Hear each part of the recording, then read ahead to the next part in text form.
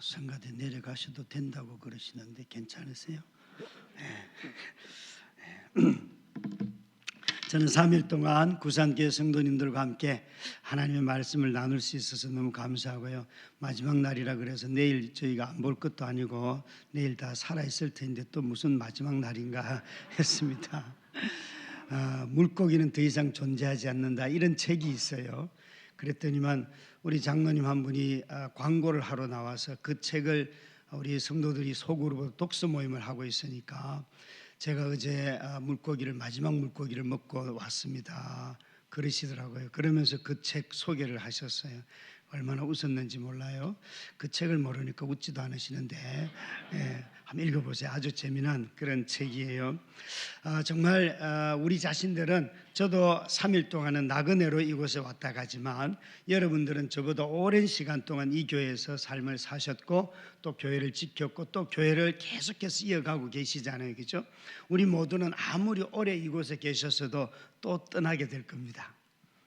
그게 사별을 통하여서든지 아니면 이사를 가는 모습을 통하여서든지 다양한 모습으로 떠나게 되지만, 그러나 교회는 언제나 사람은 떠나도 남는 것이 하나 있습니다. 그것은 바로 약속입니다. 하나님의 말씀이 남습니다. 하나님께서 살아계시기 때문에 교회는, 건물로서 교회는 얼마든지 사라지고 또 세워지고 할 수 있지만, 그러나 그것에 심겨진 믿음의 성도들과 함께 걸었던 약속은 사람보다도 더 오래 그곳에 남아 있습니다. 그것을 어떻게 할 수 있는가 하면, 여러분, 저는 장례식장에 가서 늘 이렇게 화장장에 가서 그 유골을 함을 가지고 화장터에 가서 유골을 뿌릴 때에 우리가 꼭 이렇게 말하잖아요. 다시 만납시다. 근데 그 가루로 뿌리는 유골이 어떻게 사람이 되어 살아나나요? 그것은 그 사람의 믿음이 살리잖아요, 그렇죠? 사람은 죽음의 자리 따라가지 못하여도 믿음은 그 사람 속에 역사하는 거잖아요. 하나님은 그것을 기억하고 마지막 날에 우리를 당신의 백성으로 다시 불러 세워주시는 거예요. 여러분, 저는 나그네로 3일 왔다 가지만 여러분은 아마 60년을 이곳에서 계신 분들도 계실 거예요. 그러나 그 연수의 많고 짧음보다도 더 중요한 것은 약속의 말씀입니다. 이 말씀을 붙들 때 교회는 새로워지고, 이 말씀 속에서 이 교회가 생명을 풍성하게 누리게 됩니다. 이번 주제처럼 정말 예수 그리스도의 생명이 풍성하게 넘치기를 기대하신다면 새로운 프로그램을 찾지 마시고 내 심령에 말씀이 먼저 심기기를 바랍니다. 말씀이 심어지면 그 말씀이 어떤 열매를 맺을지는 아무도 모릅니다. 그런데 사람들은 자신이 만든, 자신이 하고 싶은 어떤 것 가지고 프로그램을 만들려고 해요.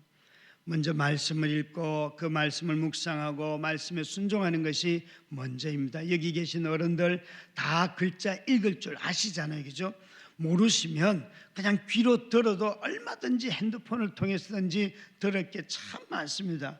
그런데 어떤 드라마보다도 성경 말씀은 더 재미있는 것 아닙니까? 한 3분 아멘 했어요. 알겠어요, 여러분, 어느 쪽에 속하는지. 근데 여러분, 말씀 읽어보면 참 지루해요. 말씀 지루해요. 그 모르는 단어가 얼마나 많습니까? 민수기만 해도 이거 정말 똑같은 말씀을 왜 이렇게 하시는지 여러분 그렇잖아요. 그런데 말씀은요, 놀랍게도 읽어 나갈수록 그것을, 그 지명을 모르고 이름을 몰라도요, 성령께서 그 말씀을 내게 깨닫게 하시는 순간 새로운 삶이 되는 것입니다. 여러분, 여기 성가대가 앉아 계시는데요, 제가 볼 때 세상의 유행가는 딱 들을 때 가장 좋아요. 하이라이트가 듣는 순간 일어나요. 여러분, 유행가를 한번 생각해 보세요. 근데 찬송은요, 처음 들어서는 무슨 말인지 잘 몰라요. 근데 찬송은 반복해서 듣고 부르고 하면 놀랍게도 그 은혜가 이루 말할 수 없이 더 커져요.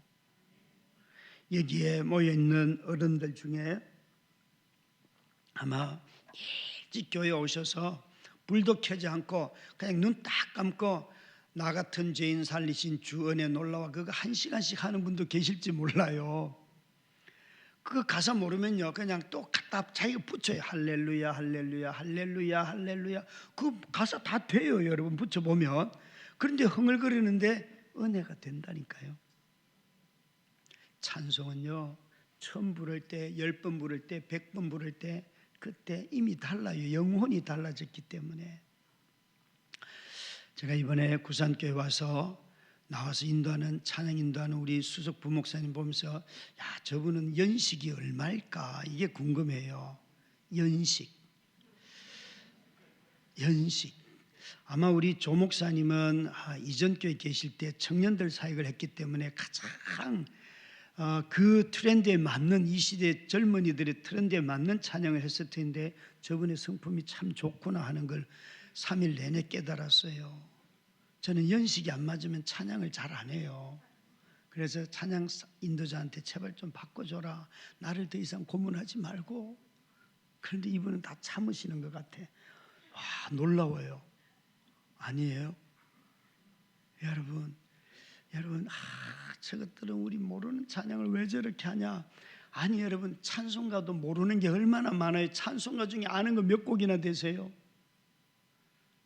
여러분 모르는 거예요. 찬송가 기록된 이 찬송가에도 620여 장이 있는데 이 중에도 모르는 찬송가 어마어마하게 많아요. 다시 말하면 내가 모르는 찬송이라는 것 가지고 자꾸 찬양을 배우려고 하지 않는 거예요. 찬양을 배우려고 하지 않는 거예요. 찬양은 배울수록요 그 찬양의 은혜가 흘러 넘치는 것입니다. 고난 가운데 가장 하나님 주신 두 가지 선물이 있어요. 이 고난을 극복하려고 하면 반드시 두 가지 무기를 갖고 있어야 되는데 하나는 기도이고 하나는 찬양이에요. 기도조차 할 수 없을 때에 무엇이 나오는가 하면 찬양이 나와요. 찬양은 고통 가운데 잘 나오지 않아요. 그러나 말이 막히고 감정이 막히고 다 막혔음에도 불구하고 나오는 딱 멜로디가 있어요. 그게 바로 찬양인 거예요. 그 찬양이 마음속에 흘러 넘치기 시작하면 내 삶의 메마름이 정말 사막 같아도 하나님이 나를 사랑한다는 그 한 가지 사실만큼은 변함이 없어요. 내가 하나님 사랑하는 거 아니에요. 우리 모두는 다 삶이 어려우면 하나님 버릴 수 있어요. 그런데 하나님은 우리를 버리지 않아요. 이것이 믿어진다니까요. 내가 붙잡을 때만 하나님이 나를 사랑하는 것 같은 것은 아직도 하나님의 사랑이 얼마나 큰지 모르는 거예요. 내가 붙잡는 게 아니고요. 그분이 나를 붙잡아 주시는 은혜를 깨닫고 나면요 드릴 게 찬양밖에 없어요. 여러분 오늘 우리가 그 이야기를 하려고 하는데요, 저는 이 질병을 통하여서 제게 찾아온 고통 가운데 가장 많이 깨달은 것은 나의 약함과 나의 악함이에요. 약함과 악함은 함께 있더라고요. 삶이 약한 어떤 상황이 되니까 바로 분노가 솟아나고 또 분노가 조금 그래도 절제되는 듯 하니까 삶은 참 재미없어. 나보고 언제까지 이런 삶을 살란 말이야. 하나님 제발 좀 살아계시더라. 내 청춘 다 지나가요. 그렇게 막 기도했다고요. 이런 기도도 해봤어요. 하나님 제발 성경을 읽다 보면 예수님이 눈길만 줘도 병이 낫던데 나한테 눈길 좀 한번 줘보시오. 내 안에 벌떡 일어날 것 같소. 눈길을 안 주는지 아직도 안 일어나요. 그죠? 그 야이로의 해당장 야이로가 자기 딸 죽었을 때 예수님을 모시고 가잖아요. 그럴 때에 얼마나 답답하겠어요. 예수님 막 딴 여자 고치고 있고 혈류증 든 여인 고치잖아요. 그럴 때 야이로 마음 얼마나 답답하겠어요. 빨리 가야 되는데. 그런데 야이로야 믿기만 하고 두려워하지 말라. 언제 가든지 네 딸 고친다. 그런데 왜 나한테는 그런 약속을 안 주시는지. 저희 장모님에게는 3일만 기도했더니만 이분이 금식 3일 하고 나니까 이런 약속을 받았다는 거 아니에요. 내 딸 다 나았다. 그러니까 너는 감사만 해라. 그랬다는 거예요. 그러면서 저한테 오자마자 그 말씀을 하시더라고요.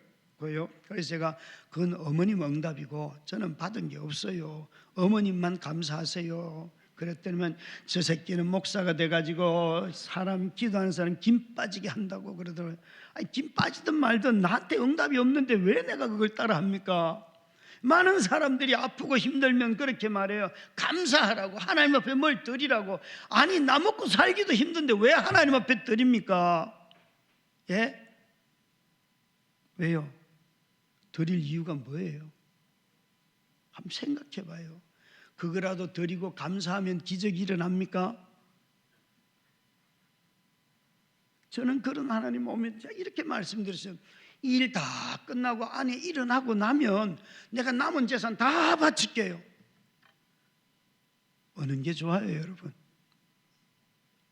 왜 삶이 불안정하고 고통 가운데 있고 돈의 씀씀이가 커졌고 병원에 낼 돈도 없고 그런 사람한테 대놓고 더 감사헌금 하라고 왜 그러냐고요? 그게 여러분 목사입니까? 그게 목회입니까? 하나님을 귀신으로 만드는 거죠. 우리 하나님 봐요, 여러분. 성경에 어디 그런가? 우리 하나님이 돈이 없습니까? 얼마나 인간이 악한지요. 분노가 막 지루함이 막 늘 기뻐하라고 그래요. 네가 한번 당해봐라. 기뻐할 수 있는가? 그죠?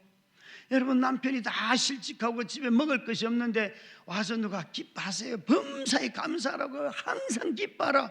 네가 해봐라. 그러지 않겠어요? 여러분은 다 인간처럼 보이지가 않습니다. 너무나 거룩하게 보입니다. 그런데요, 이 저의 약함과 악함 속에서 한 가지 깨닫는 것은 C.S. 루이스라고 하는 사람이 이런 귀한 말을 했어요.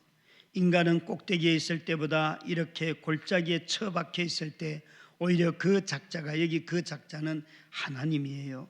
하나님이 원하는 종류의 피조물로 자라가는 게야. 그러니 이렇게 메마른 상태에서 올리는 기도야말로 원수를 가장 기쁘게 할 수밖에. 여기 원수는 하나님을 말하는데 저자가 누구의 입장에서 썼는가 하면 사탄 마귀가 하나님이 제일 싫어하는 게 뭔가, 이 비법을 자기 조카에게 전수하는 그런 책이에요. 그러니까 이 저자가 이 책을 쓸 때 가장 힘들었다고 해요. 어떻게 사탄 마귀는 하나님이 싫어하는 일을 어떻게 찾아낼까? 이게 그 사람의 고민이었어요. 그러면서 자기 조카에게 비법을 내리면서 절대, 여기 환자가 성도들로 나오는데 이 성도들에게는 고난이라는 걸 절대 주지 마라. 걔들은 고난만 주면 정신이 번쩍 들고, 고난을 주면 하나님을 더 사랑하고, 고난을 주면 아무 응답이 없어도 더 열심히 기도하고, 이런 일들이 있기 때문에 절대 고난이라는 명약을 주면 사탄 네가 진다. 이렇게 작가가 말한 거예요. 여러분, 맞아요, 틀려요? 다들 얼굴을 봐서는 고난은 있는 것 같은데 마음에 믿음이 있는지 없는지 제가 알 수가 없으니까. 그죠? 알 수가 없으니까. 여러분, 사실 성도들은요, 오히려 고난을 통해서 더 깊이 하나님을 경험하지 않습니까? 고난 속에 하나님과 이루 말할 수 없는 일들이 많지 않습니까? 하나님이 가장 닮는 사람은 고난 가운데 있는 사람들이죠. 물론 고난 자체가 하나님을 닮게 하지는 않아요. 고난에다가 인내가 있어야 하고요. 이 인내를 다른 말로 하면 믿음이라는 거예요. 고난 더하기 인내가 있어야지만 하나님의 사람으로 자라가요. 고난 더하기 자기 성질만 해놓으면 괴팍해져요. 웃지도 않고요. 짜증만 내고요. 제가 쓴 책 중에 아빠 우리는 왜 이렇게 행복하지 하는 책의 앞에 사실은 가난한 데가 빠졌어요. 왠가 하면 우리 막내가 어느 날 수요 예배 마치고 봉고차를 타고 집에 돌아가는데 딱 이러는 거야. 아빠, 우리는 가난한데 왜 이렇게 행복하지? 이러는 거예요. 그래서 제가, 야, 너 미쳤냐? 가난한데 어떻게 행복하냐? 가난이 뭔 줄 아냐? 그러니까 돈 없는 거요. 여러분, 돈 없는 게 가난이죠. 그러면 너 행복이 뭔 줄 아냐? 기쁜 거요, 웃는 거요, 즐거운 거요. 여러분 보십시오. 여기 계신 어른들, 지갑에 돈이 없는데 웃을 일 있어요? 없어요? 지갑에 돈 없으면 친구를 만나요? 안 만나요? 뭐라고요? 못 만납니까? 인생 좀 잘 사세요. 돈 없어도 만날 친구가 얼마나 많은데.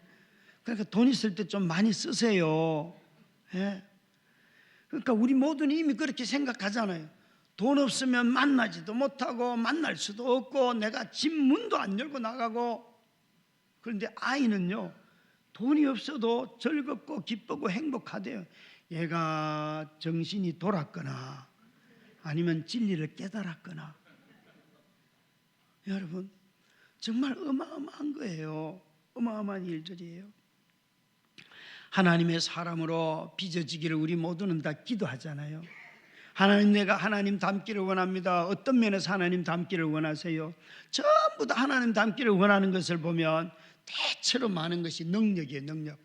내가 한번 이번에 사업 투자해가지고 대박 나면 하나님, 그거 이제 미수금만 들어오면 제가 하나님 위해서 살게요. 그러면 하나님 늘 말해요. 야, 나는 그동안 너한테 정말 많이 속았다. 나 너한테 그거 해주고 싶은 마음 없다. 너 그거 없는 지금부터 나를 그렇게 사랑해봐라. 하나님도 여러분 한 번 속지 두 번 속겠어요. 그죠? 이제 안 주시면요, 아닌갑다 생각하고 사시면 돼요. 그 뭘 자꾸 의심하려고 하고 복잡하게 그렇게 살아요. 여러분, 자녀들 중에 기도해서 대학 갑니까? 공부 잘해서 대학 갑니까? 예? 대학은 여러분 기도로 가는 게 아니에요. 공부를 잘해서 가는 거예요. 믿거나 말거나. 공부 못하는 애들은요, 아무리 학원 보내줘도 공부 안 해요. 걔들은 학원 가서도 놀아요. 그러니까 그 돈 가지고 애들하고 맛있는 거 먹고 행복하게 사세요. 예, 감사합니다. 진짜 고맙습니다. 자식의 인생을 자유케 하는 부모가 있으니 정말 좋은 교회예요. 예, 여러분, 자식들 다 부모, 엄마들, 특히 젊은 엄마들 자녀들과 싸우지 않는 법은요, 애들 보고 공부하라 소리만 안 하면 안 싸워요. 싸울 일이 없어요.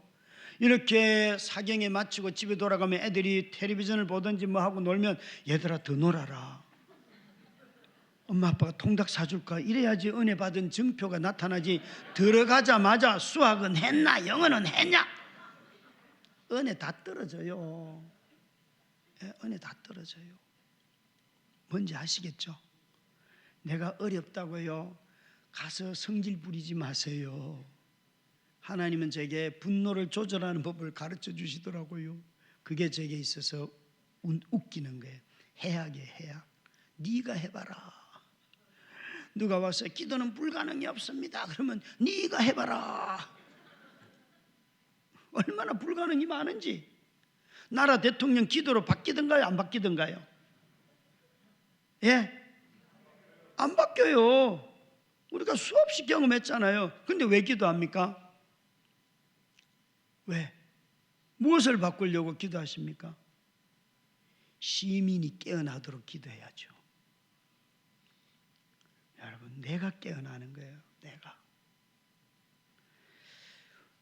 나의 약함과 악함 속에서, 이 고통 가운데서 내게 얼마나 많은 악이 있는가, 그걸 깨달았어요. 그래서 저는 이 고통 속에서 늘 내가 죄인이라는 이 사실이 뼈에 사무치도록 깊이 새겨져 있어요. 저는 우리 교회 와서, 우리 교회에서 설교할 때 늘 이런 기도를 합니다. 하나님 아버지, 죄인 김병년이 설교하러 올라왔습니다. 그 말 한마디 하고 운 적도 많습니다. 죄인이 어떻게 순전하고 거룩하고 완전한 말씀을 전합니까? 그런데 하나님이 죄인을 불러서 이 말씀을 전하라고. 그것도 매주. 여러분, 이건 고역 중에 고역이에요. 죄인이라는 사실이 변하지 않기 때문에. 여러분, 성도로서 이 자리에 들어올 때 죄인이 아닌 사람 얘기 누가 들어올 수 있습니까? 우리 모두는 다 이 저문을 열고 들어올 때 다 우리 모두는 다 고백하는 게 있어요. 우리 편에 서주시는 주님이 없이는 나는 여기 못 옵니다. 그게 바로 우리 고백이잖아요. 죄인의 편에 서는 중보자 개념은 세상에 없습니다. 형사재판에서 원고와 피고가 있는데 민사재판에서는 가해자와 피해자가 있습니다. 이 형사재판에서는 검사가 원고이고 피고 편에 서는 분이 변호사이지요. 민사재판에서는 두 편이 다 변호사를 세워서 선임하게 됩니다. 그런데 이렇게 원고이든지 피고이든지 간에 또 두 피해자이든지 가해자이든지 간에 모두가 다 재판에서의 목적은요, 상대방의 허물을 찾아내고 원망을 없이 한다든지 억울함 없도록 하는 것이 목적이겠지요. 그러니까 정의가 시행이 되지 않겠습니까? 재판을 통해서 옳고 그른 판정이 나와요. 그런데 여러분, 성경에는 그런 눈으로 보면 거짓 증거하지 말라 이런 말씀들 나와요. 도덕적인 언급들이 굉장히 많아요. 성경에는. 우리 사회가 유지되려고 하면 이런 도덕적인 덕목들이 잘 지켜져야 합니다. 그런데 재판에서는, 세상 법에서는 이 개념이 없어요. 중보자의 편에 서는 사람. 죄가 없는 사람도 죄를 만들어서 상대방을 모함을 해서 그들에게 손해를 입히는 것이 변호사들이 하는 일이에요. 그런데 우리 성경에는요, 주님은요, 그 가해자인 그 사람, 또 피해자인 그 사람이 다 있음에도 불구하고 우리 주님은 항상 죄인의 편에 서는 분이 우리 주님밖에는 없어요. 누가복음 15장에 보면 우리가 잘 아는 두 아들의 이야기가 나와요. 둘째 아들은 아버지 유산을 주세요. 살아있는 아버지한테 그 유산을 가지고 저 해외로 여행 가서 여자들하고 살다가 다 잃었어요. 그리고 배가 고프니까 아버지 집에 가면 내가 사는데 그러면서 집으로 돌아가요. 그리고 큰아들은 늘 아버지가 무서워서 말도 못하고 아버지가 하라는 것만 하면서 집에서 열심히 일만 하는 일 중독자가 되어 있어요. 일 중독자가 되어 있는 이 첫째 아들은 기쁨이라고는 몰라요. 항상 마음에 분노가 있지만 아버지가 무서워서 표현도 못해요. 그러다가 언제 분노가 터지는가 하면 아버지 유산을 가지고 가서 다 허랑방탕하게 다 소비하고 돌아온 그 아들을 위해서 아버지가 송아지를 잡고 염소를 잡고 잔치를 베풀어 줬을 때 화가 잔뜩 났어요. 여러분, 자기의가 강한 사람들은요, 언제 분노하는가 하면 여기에 거린들이 와서 옆에 앉으면 저 새끼들은 왜 여기 와서 냄새 풍기는 거야? 여기에 술집 여자가 오면요, 아니 저녀는 왜 여기 와가지고 교회를 더럽히는 거야? 이렇게 말을 해요. 그 사람 옆에 가서 앉지도 않아요. 당신 올 때 왔어, 잘 왔어. 여기에 여러분 정말 임산부들 중에 미혼모들이 있어요. 때가 불룩해가지고 교회 들어오면요, 애비 없는 새끼들, 그런 말들을 그냥 쏟아내요. 오히려 그런 아이들 보면 야, 네가 어떻게 생명을 가졌니? 너는 어떻게 몸조리를 하니? 이런 걸 물어보고 도와줘야 될 텐데, 여러분, 그게 바로 첫째 아들의 모습이에요. 자기의가 강한 사람들, 항상 옳고 그라, 내가 정말 성실해. 그런데 여기에 아버지가 둘째 아들이 돌아왔을 때에 다른 누구보다도 제일 빨리 달려가잖아요, 그죠? 왜 빨리 달려가는 줄 아세요? 근동의 문화에는 어떤 문화가 있는가 하면 아버지와 가족들에게 명예를, 아주 더럽히거나 수치를 준 사람이 있다면, 자식이 있다면 그 자식을 발견하는 사람은 누구든지 돌을 들어서 그 자식을 죽여도 법이에요. 그게 죽일 수 있어요. 지금 아버지의 유산을 빼앗아서 가서 다 탕진하고 돌아오는 이 아들은 아버지에게 수치를 준 거예요. 아버지의 명예를 더럽혔어요. 이제 그 동네 사람 누군가가 발견하고 돌을 들고 가서 그 아이를 때려 죽이면 돼요. 그게 그 당시의 법이에요. 이걸 계자자라고 해요. 아버지가 그 법을 알기 때문에 제일 먼저 달려가는 거예요. 내 아들을 살리려고, 내 아들을 살리려고, 내 아들이 살리려고. 그래서 그 아버지가 유산을 다 줬어도 다 허비한 그 아들 옆에 서서 내 아들이 돌아왔다고 그렇게 말하는 거예요. 그게 바로 누가복음 15장의 아버지의 모습이에요. 수치를 당한 아버지가, 손해를 당한 아버지가 아들의 편에 서는 것, 이게 바로 중보자라는 거예요. 여러분이 수치를 당하지도 않고 손해를 당하지도 않고 명예를 그 사람으로 이미 더럽히지도 않았음에도 불구하고 그 사람 편에 서지 않는 것이 오늘 교회의 모습이라고요. 오늘 교회는 사람들 편에 서지 않아요. 기득권에 서고 권력자들의 편에 서고 정말 꽤 많은 사람들 편에 서고 그런 사람들의 편에 늘 서 있는 것이 오늘 한국교회의 모습이에요. 이 아버지는 자신의 명예가 더럽혀지고 자신의 위신이 땅에 떨어져도 내 아들이 돌아왔다 라고 말하며 그 아들을 붙듭니다. 이것이 바로 중보자라는 거예요. 여러분, 이런 플랜카드를 보신 적 있으신지요? 출소하는 아들을 향해서 제 아들의 이름이 윤서인데 축 김병년의 아들 김윤서 출소하다, 이런 플랜카드를 본 적 있습니까? 아니, 이런 플랜카드를 본 적 있습니까? 축 김병년의 아들 대학에 낙방하다. 세상은요 정말 한 동네에서 서울대학 가면 다 하고요, 그 출신 중에 누가 검사되면 다 플랜카드 걸어요. 그런데 천국의 플랜카드는, 그런 플랜카드는 없어요. 천국의 플랜카드에는 다 죄인들이 돌아온다, 그게 걸려 있다고요.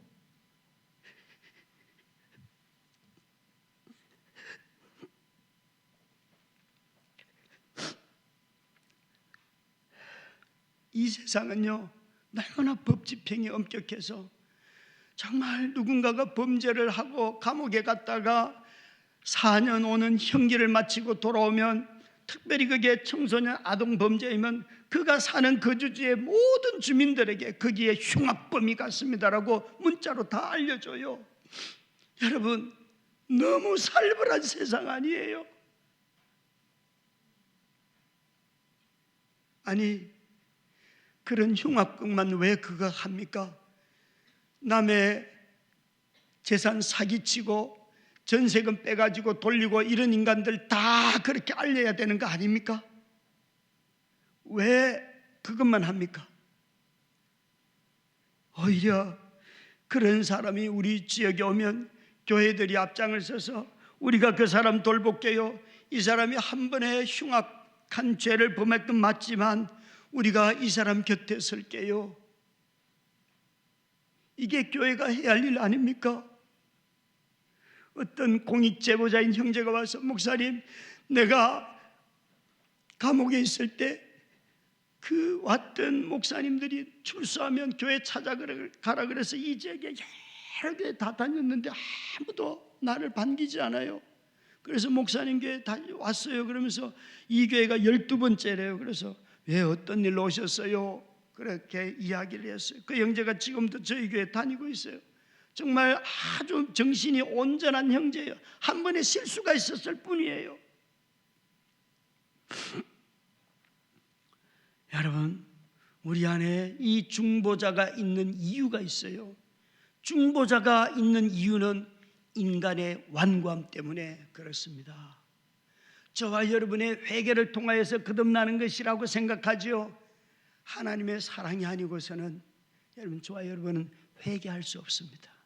회개를 해도 또 제자리로 돌아가요. 그 완고함 때문에 중보자가 꼭 필요합니다. 그래서 이스라엘을 두고 완고한 자식들이라고 우리 주님은 끊임없이 말하였습니다. 오늘 이 본문에 나오는 민수기 13장 14장은 하나의 사건을 두고 일어나는 일들이에요. 이스라엘 백성들이 출애굽하고 난 뒤에 이제 이 바란 광야에 와서 모세가 12명의 정탐꾼을 보내서 40일 동안 가나안 땅을 정탐하고 돌아왔어요. 그런데 10명의 보고자들이 뭐라고 말하는가 하면, 저 땅에 들어가면 우리들 다 죽습니다. 저 땅에는 농산물도 풍요롭고 정말 모세 당신이 말씀한 대로 다 비옥한 땅인 것 다 맞지만 그 땅에 네피림의 후손인 아낙 자손이 있기 때문에 우리는 들어가면 다 죽습니다 라고 보고하였어요. 그래서 이들이 그 보고 중에 가장 주된 문제가 하나 있는데 31절 32절 말씀에 한번 같이 자막을 통하여 읽도록 하겠습니다. 시작. 너희가 사로잡히겠다고 말하던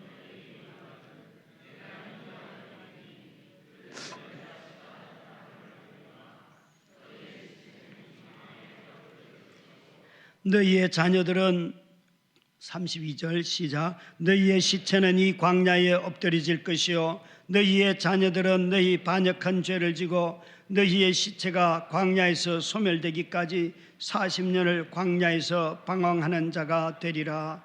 여기에 정탐꾼들의 보고에 있어서 10명이 왜 그렇게 보고했는가 하면, 너희가 사로잡히겠다고 말하던 너희의 유아들은 누구 염려한 거예요?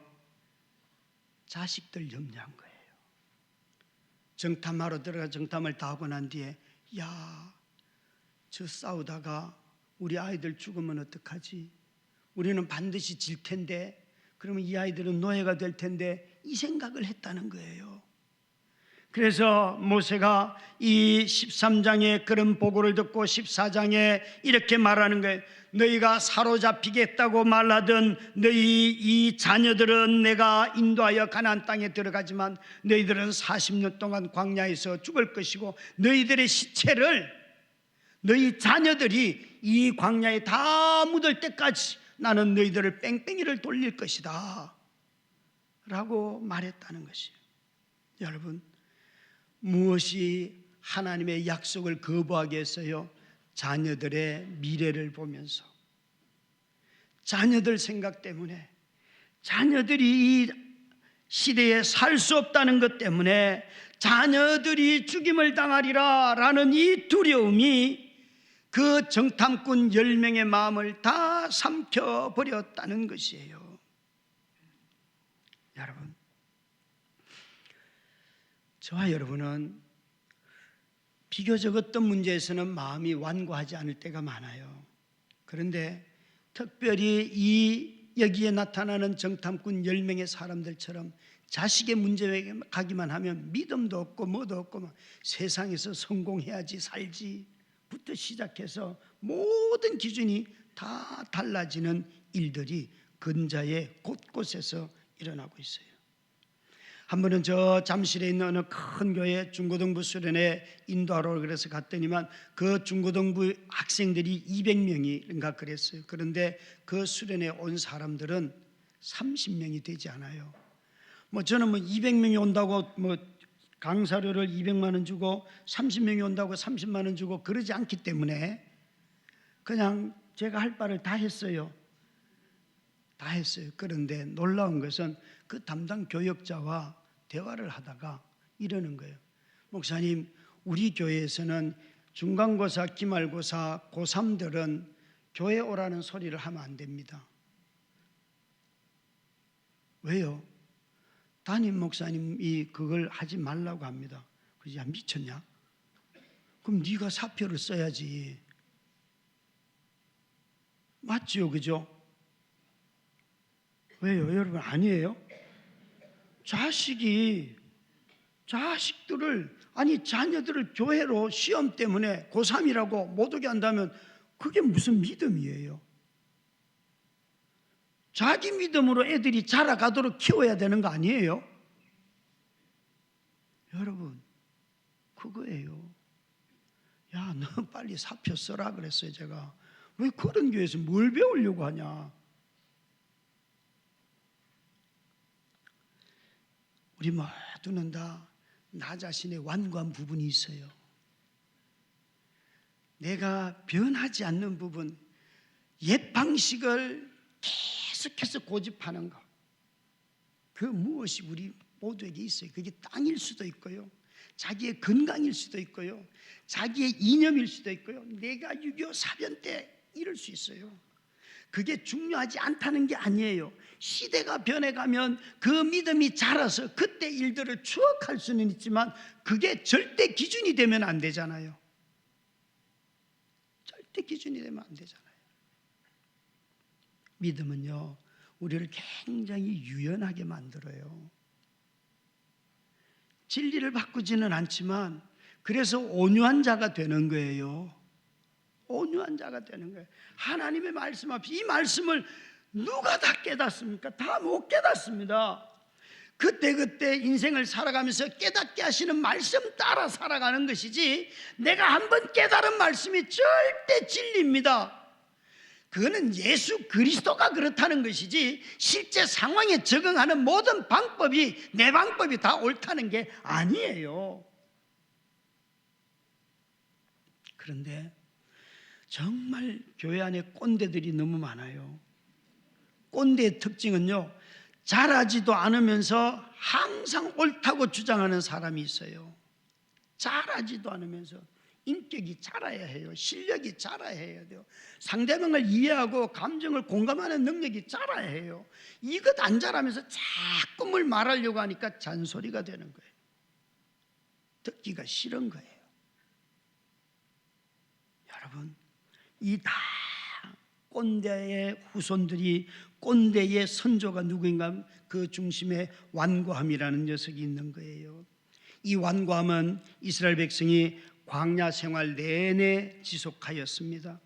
모세가 광야의 삶을 살아갈 때 중보자 역할을 하였는데요, 이 모세의 중보의 역할은 항상 나타났어요.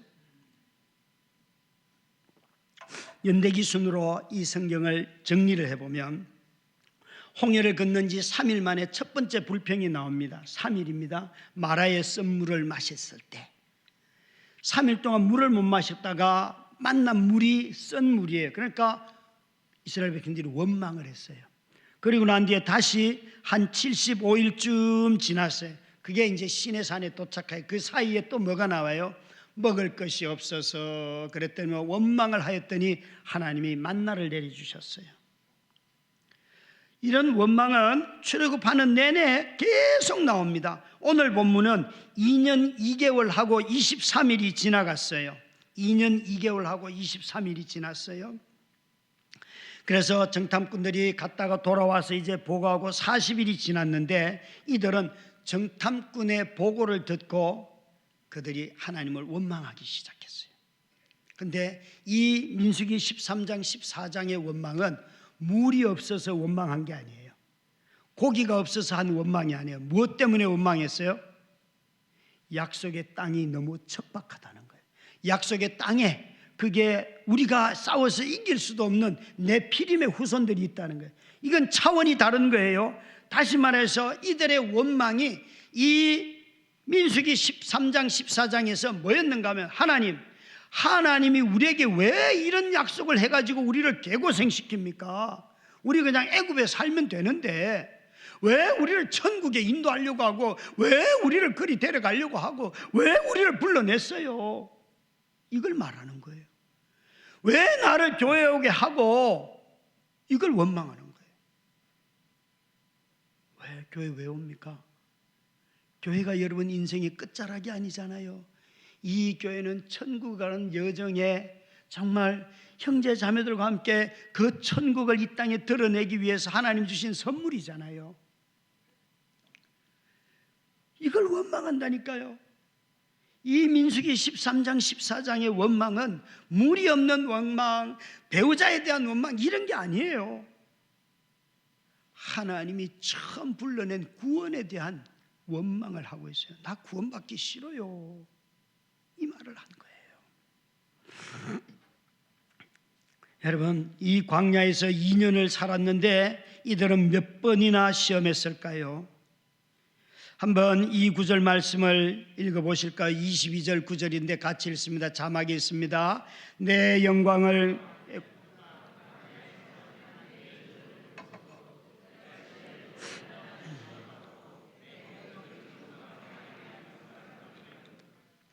여기에 여러분, 내 영광과 애굽과 광야에서 행한 내 이적을 보고서도 이같이 10번이나 나를 시험하고 내 목소리를 청종하지 아니한 사람들은, 오늘 이 본문에서 14장이 몇 년째라는 거예요. 광야 생활 2년 2개월 하고 23일이에요. 그러니까 벌써 10번 했어요. 2년 동안 10번 했으면 많이 한 거예요, 적게 한 거예요? 아니, 여러분을 보면 알잖아요. 아침에 왜 해가 떠, 죽으면 좋을 텐데, 그런 분도 있을 수 있고요. 밥상이 나오면 고마워 여보, 당신이 일찍 일어나서 새벽 기도까지 갔다 오고 저녁에 부흥회도 갔다 왔는데 그 피곤한 마음을 끌고 밥까지 해서 여보 밥 안 해도 되는데, 그래야 되는데 이걸 밥이라고 했냐, 나 간다, 그런 원망. 또 차를 끌고 나가는데 왜 이렇게 요즘 막혀요? 원망 또 하셨죠? 저와 여러분은 하루에 10번의 원망을 하루에 다 할 수 있죠? 저보다 성품이 조금 나은 분이 한 3분 계시고 나머지는 저와 비슷하거나 저보다 아래인 분들이 많은 것 같습니다. 여러분, 우리 모두는요, 이스라엘 백성 10번 이거 너무 가볍게 여기시면 안 돼요. 그런데 출애굽할 때 바로가 몇 번 거절했어요? 바로가 모세를 몇 번 거절했어요? 10번이에요. 그래서 바로를 두고 이 10번이나 하나님의 기적을 보고 거절했을 때 하나님이 바로를 두고 뭐라고 말을 해요? 완고하다. 이 10번이라는 말의 뜻은 횟수의 숫자를 말하는 것이 아니라 하나님의 기적을 보고도 삶을 바꾸지 않고 체제를 바꾸지 않는 바로 같은 완고함이 너의 속에 있다. 여러분, 60년의 교회 생활을 해보면 교회에 크고 작은 일들이 얼마나 많습니까? 하나님이 하시는 일들이 얼마나 많습니까? 그걸 60번밖에 못 받겠습니까? 아닙니다. 수없이 봤을 것입니다. 그런데도 불구하고 그 수많은 하나님의 기적을 보면서도 언제나 재직회를 하면 그 사람은 불평하는 사람은 정해져 있고요, 따지는 사람 정해져 있고요. 따지지 말라는 게 아니에요. 제가 말하는 건 불평이에요. 꼭 사건을 만드는 사람들이 있어요. 그게 여러분 악하다는 것을 아셔야 돼요. 잘난 척하지 좀 마세요. 여러분, 교회는 똑똑한 사람 무지 많은데 그냥 싸우기 싫어서 참는 사람이 더 많더라고요. 오히려 막 나서서 뭐라고 하면요, 그 사람 위해서 몰래 중보하는 사람들이 더 많아요. 그래서 교회가 된다니까요. 교회가. 여러분, 여기에 27개월 동안 10번이나 시험했다는 것, 이 사실은 정말 여러분, 그들이 너무나 완고했다는 것이에요. 그래서 이 모세를 통하여서 이스라엘 백성들을 향하여 주님이 말씀하시기를 11절 말씀해 보니까, 너희가 어느 때까지 나를 멸시하겠느냐, 내가 이 많은 이적을 행하였으나 어느 때까지 나를 믿지 않겠느냐. 그래서 23절에 말씀하십니다. 같이 읽습니다. 23절 시작.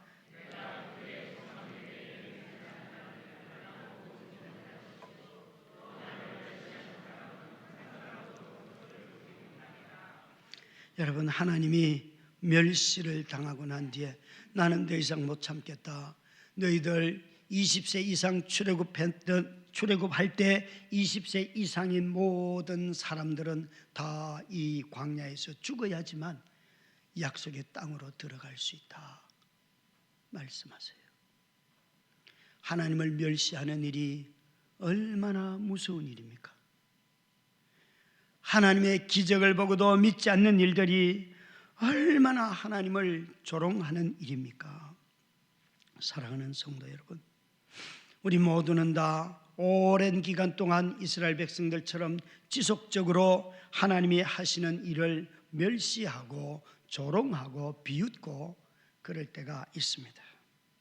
혹시 나이가 드실수록 자신의 죄가 더 많이 보이십니까? 아니면 며느리의 죄가 더 많이 보이고 교회 젊은 사람들의 죄가 더 많이 보이고, 왜 저것들은 인생을 저렇게 살까? 돈 좀 아끼면 집이라도 가질 터인데, 막 그런 게 보이십니까? 나이가 드실수록 자신의 허물이 너무 많아서 다른 사람의 허물은 너무 정말 티끌 같고 나의 허물은 너무 큰 대들보 같아서 나는 할 말이 없습니다. 그렇게 되던가요? 나이가 들면 자신의 허물과 죄악으로 인해서 눈에 눈물이 나는데 찐물이 날 만큼 울어보신 적이 있으십니까? 목회할수록 깨닫는 게 있어요. 저는 목회를 하면 할수록 저의 허물만 더 많이 보여요. 장로님들도 그렇지요? 그렇더라고요. 지난번에 어느 교회에 설교를 갔더니만 그 교회 장로님 한 분이 식사 대접을 하면서 그러세요. 목사님, 내가 젊어서 했던 모든 말들이, 나는 그때는 정의롭고 그때는 옳았고 그때는 내가 분명히 이게 하나님의 뜻이라고 해서 했던 말들인데 너무 많은 사람들에게 상처를 주는 말이었어요. 그때는 그게 옳은 줄 알았는데 라고 하시면서 식사 자리에서도 우시더라고요. 제가 그 어른에게 장로님은 정말 하나님을 사랑하시는 분이시고 교회를 사랑하는 분이네요. 자신이 젊을 때 했던 그 말들을 생각하며 그것 때문에 아파했던 사람들로 인하여서 자신이 괴롭다는 거예요. 여러분, 정말 우리는 나이가 들면 섭섭병이 자꾸 찾아온다고 해요. 섭섭병은요, 전부 다 자기 자신의 과거를 두고 이야기를 해요. 내가 옛날에는 이렇게 했고 내가 그때 이거 했는데 너희들이 이걸 못 알아주냐? 그게 다 섭섭병의 원인이에요. 그래서 섭섭병에 걸리는 사람들은 항상 원인이 과거의 자기의 행적을 갖고 기억하기 때문에 그래요. 무엇을 기억해야지 섭섭병을 이길 수 있는가 하면 내 삶 속에 역사하신 주님을 기억해야지만 잊을 수 있어요. 주님이 나에게, 정말 다시 말씀드리지만 죄인인 병년이가 설교하러 올라가요. 그 말하고 대성통곡한 날들이 많아요. 이 거룩한 말씀을 어떻게 전합니까?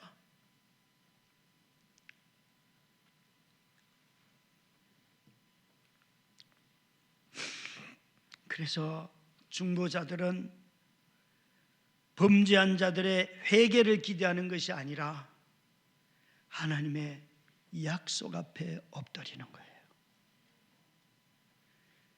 저 사람이 회개하니까 그걸 기대하고, 그건 아니에요. 하나님의 약속을 붙들고 주님 앞에 엎드리죠. 이 모세와 오늘 본문에서는 아론과 여호수아와 갈렙도 정탐꾼으로 갔다 와서 4명이 함께 하나님 앞에 엎드렸습니다. 사람들이 그들을 위협할 때에 이 엎드림은 굴복이 아닙니다. 이 엎드림은 굴복이 아닙니다. 이 엎드림은 패배가 아닙니다. 이 엎드림은 자신들이 하나님 앞에 옷을 찢으며 하나님의 약속을 붙드는 것입니다. 여러분, 우리 모두는 다 기도를 미력하다, 기도가 무슨 힘이 있을까? 아니요, 여러분. 하나님 앞에 엎드릴 때 최고의 힘은 어디에서 오는가? 엎드릴 때 오는데, 언제? 죄인들 앞에 있을 때 엎드리는 사람들에게 큰 힘을 줍니다. 그들을 두려워하지 않고요, 하나님이 보호해 주시고요, 하나님이 이 4명이 엎드렸을 때 그들을 하나님의 영광으로 덮어주셔서 이스라엘 백성들로부터 돌 맞아 죽지 아니하였어요. 여러분, 여러분을 비난하고 약속을 어기는 사람이 있고 약속을 아주 공개적으로 버리는 사람이 있을 때 하나님 앞에 엎드리시기 바랍니다. 그 일로 인하여 욕을 먹고 비난을 들을 때 엎드리시기 바랍니다. 하나님이 그 모든 허물을 다 덮어주실 것입니다. 참으로 이 요셉과 이 모세와 아론과 여호수아와 갈렙은 오히려 이렇게 말하였습니다. 9절 말씀에 보니까 오히려 그들은 엎드리면서 이렇게 8절 9절에 7절 8절 9절에 이렇게 말하는데 9절을 읽을 거예요. 7절에는 이 땅은 심히 아름다운 땅이라, 이 땅은 젖과 꿀이 흐르는 땅이라, 여호와께서 우리에게 주신 땅이라 라고 말하면서 사람들에게 이렇게 말합니다. 9절입니다. 같이 읽습니다. 다만 여호와를 거역하지는 말라.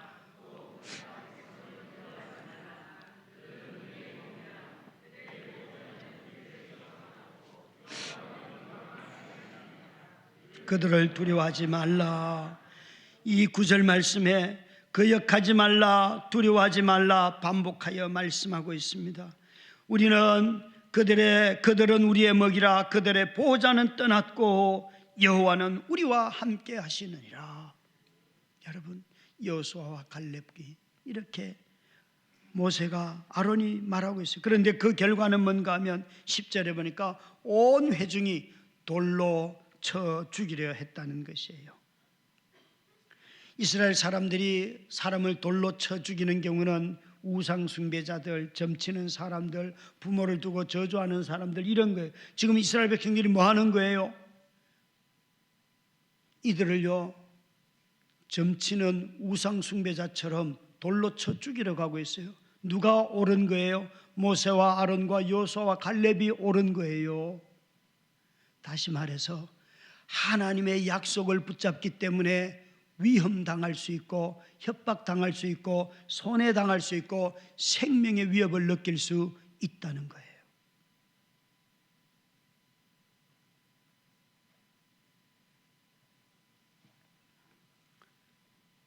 그들은 말씀에 순종하기보다는 반란을 선택하였습니다. 그들은 하나님의 약속을 붙들기보다는 그 약속을 혹평하였습니다. 그들은 눈에 보이는 과일, 이스라엘이 말하는 석류와 포도와 이 무화과와 올리브 이런 거 다 가지고 왔음에도 불구하고 눈에 그 땅에 나는 산물이 얼마나 풍요로운 산물인지 그 결과를 메고 왔음에도 불구하고 눈앞에서 그 과일 열매의 풍성함을 보면서도 불구하고 그 땅은 너무 토질이 나쁜 땅이라, 우리가 살 수 없는 땅이라. 여러분, 우리가 사는 것은 하나님의 약속 때문에 돌산 꼭대기 가도 우리는 살 수 있습니다. 약속하신 그분이 우리를 먹이시기 때문에 어디를 가든 우리는 산다니까요. 약속이 우리를 살려주시지 여러분, 우리의 먹거리가 우리를 살리는 게 아니에요. 그래서 여기에 놀랍게도 약속이 없이는, 약속을 붙잡지 않으면 절대 중보자가 될 수 없어요. 약속을 붙잡아야만 해요. 이 중보자들은 그런 점에서 사람들이 회심하기보다는 하나님의 약속을 붙잡습니다. 여러분들은 이 지역에 60년의 교회를 세우고 난 뒤에 이 지역에 사는 주민들을 위하여 기도하시지요? 무엇을 붙잡고 기도하십니까? 여러분의 성품대로 한번 기도해보는 그 말고 하나님이 저들의 구원을 기뻐하신다는 거예요. 그래서 슈퍼에 가서도, 여러분 또 어디로 갈까요? 커피를 마시러 가셔도, 물건을 사러 가서도, 길 가는 아이를 보고도, 여러분 많은 사람을 만날 때 여러분 어떻게 대하세요? 저는요, 가끔, 자주는 그러지는 않지만, 자주죠 사실은. 저희 교회 앞에 풀빵을 굽는 할머니가 계세요.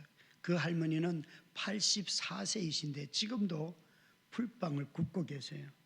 그러니까 제가 그 할머니를 벌써 20년째 보고 있어요.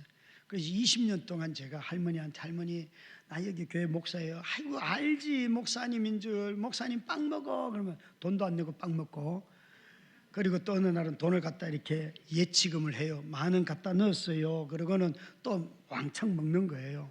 그래서 할머니와 함께 이렇게 대화도 하고 하는데, 이 할머니가 아이고 목사님 나는 절에 다녀, 그런 얘기예요. 그래도 괜찮아요 할머니, 뭐 내가 뭐 교회 오라 그랬어요. 할머니 빵이나 줘요. 이런저런 대화를 해요. 그런 사람도 있고요. 또 목욕탕에 가서 사귄 떼미는 형님도 계세요.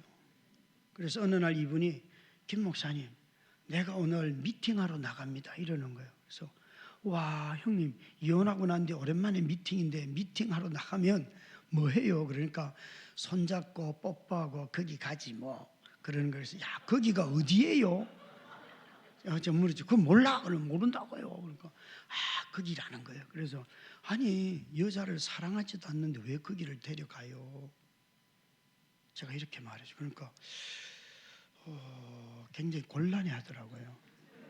그래서 형님, 데이트는 이렇게 하는 게 아니고요. 데이트를 하려면 먼저 그날 내일 만날 때 꽃을 사갑니까? 그러니까 눈을 둥글어요. 어디 가서 뭐 먹을지 정했어요? 그런 거 왜 하냐? 그래서 제가 형님, 이렇게 무개념으로 하면 형님은 다 잘립니다. 내가 내일 퇴근해가지고 형님을 모시고 커피숍, 음식점 다 내가 리서치를 할 테니까 같이 갑시다. 그러고는 퇴근을 해서요, 그분을 태우고 그분 차에 타고 음식을 얼마짜리를 대접할래요? 그러니까 뭐 괜찮은 거라 그래서 제 머릿속에 괜찮은 거 한 12,000원이면 돼요. 그래서 12,000원짜리 집에 데려갔더니만, 김 목사님 이런 거 만날 때 대접하면 바로 퇴짜 맞아요. 그럼 얼마짜리 이상이어야 돼요? 그러니까 4만 원 이상이어야 된대요. 그래서 한정식집 좋은 데 갖고 4만 원짜리요 그렇게 하고, 그 다음에 커피숍, 그 다음에 여기 철길을 걷고 막, 형님 절대 첫날 손잡으시면 안 돼요. 그러니까 이분이 저한테, 아니 김 목사님은 내가 이전에 했던 거하고 왜 다른 방식을 가르쳐 주냐? 아니 그러니까 내가 목사지. 형님 내 방법대로 하면 오래 갈 거예요. 그랬더니만 이분이요, 제 방법대로 해가지고 2년을 사귀었어요. 복이 있을지어다. 예. 여러분, 제가 그분에게, 그분도 이혼을 하고 얼마나 삶이 어려워요. 자기 딸 둘이 결혼할 때도 마누라가 싫어해가지고 못 갔어요. 피눈물 나지요. 근데 제가 가서 흘러서래를 떨고 이렇게 하니까 저를 좋아해요. 목사님이 오늘 머리 깎았다고 자랑하는데 저도 그 형님한테 머리 깎아요. 그런데 이 형님은 분명히 길게 깎아달라 그랬는데도 항상 짧아요. 우리 성도들이 매번 목사님 그 집에 가서 머리 깎지 마세요 그러는데도 저는, 아니 내가 지금 그분과 친구 사귀려고 노력 중이야. 나 2년을 투자했어, 2년을. 그래서 지금 몸 맡기고 머리 맡기고 막 맡기는 게 많아요. 가만히 보니까. 주변에서 저에 대한 소문 중에 하나가 뭔가 하면, 저 목사는 밥을 많이 사주는 목사다. 제가 늘 하는 말이 있어요. 목사한테, 담임 목사한테 밥 얻어 먹어 봐야지 구원받는다.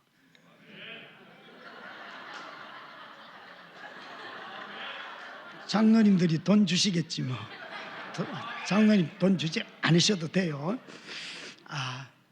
왜 그런가 하면 예수님이요, 복음서에 보면 오셔가지고 전부 다 잔치 베풀었잖아요. 그죠? 예수님 만나고 전부 다 잔치하잖아요. 그래서 제가 목사한테 밥 얻어 먹어 봐야지 구원받는다. 그래서 우리 교회 아직 구원받지 못한 인간이 허다해요. 여러분, 제가 무슨 얘기하려고 이걸 했는가 하면, 하나님의 약속의 말씀을 붙들으면 내가 사는 지역이 사랑스럽고 그곳에 거주하는 사람들을 볼 때 눈에서요 광기가 나오거나 의심이 나오는 게 아니고요, 애정이 나오고요, 또 옆에 동네 저 산 넘어 저 동네에 아파트값 오른다고 거리 뽀로로 이사가고 그런 거 아니에요. 여기가 더 좋다니까요. 약속이 있는데. 또 이렇게 말하니까 이사간 사람들은 마음에 큰 어려움이 찾아와요. 여러분, 다음부터 잘 생각해. 이사가는 동기가 하나님께 물어봐요. 제발 부동산 그거 따라가지 말고, 그거는 아이들이 다 알아요. 우리 엄마 아빠 돈 좋아하는 줄. 그거 말고 진짜 하나님의 부르심이 있어서 가라는 거예요. 그러니까 약속을 너무 가볍게 여기는 거예요. 중보자는 반드시 약속을 붙듭니다. 그런데 중보자들이 하는 마지막은 하나님의 심판 앞에서 하나님의 긍휼을 구하는 자들입니다.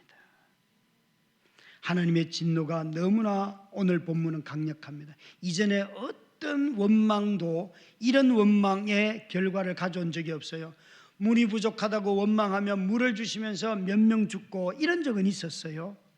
그런데 여기 있는 출애굽하고 난 뒤에 20세 이상 된 모든 사람들, 적어도 그 인구는 알 수가 없지만 1만 명 가까운 사람들 중에서 몇만 명인지 알 수는 없지만 이 사람들 중에 20세 이상이 다 죽어야만 한다는 거예요.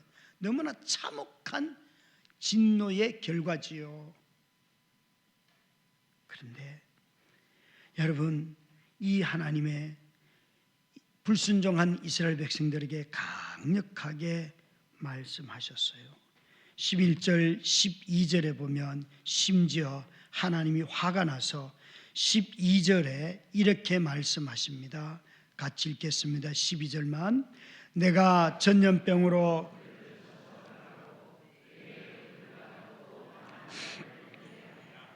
하나님이 너무 화가 나서 나 단 한 번에 전염병으로, 감염병으로 얘들 다 죽이고 싶어, 이 말씀을 했어요. 우리 하나님이 그런 말씀을 했어요. 그렇게 말을 하니까 하나님도 이스라엘을 포기하고 싶었다는 거예요. 그랬다면 모세가 또 엎드려요. 13절부터 있는 19절 말씀이 그거예요. 하나님, 아니 애굽에서 어떻게 인도해냈는데 그러세요? 그러면 만약에 애굽 사람들이 보면 어떻게 말씀하시려고 그러세요? 하나님 구름 기둥으로 불 기둥으로 여기까지 왔는데 15절에 보니까 이렇게 말합니다. 읽습니다. 이제 주께서 이 백성을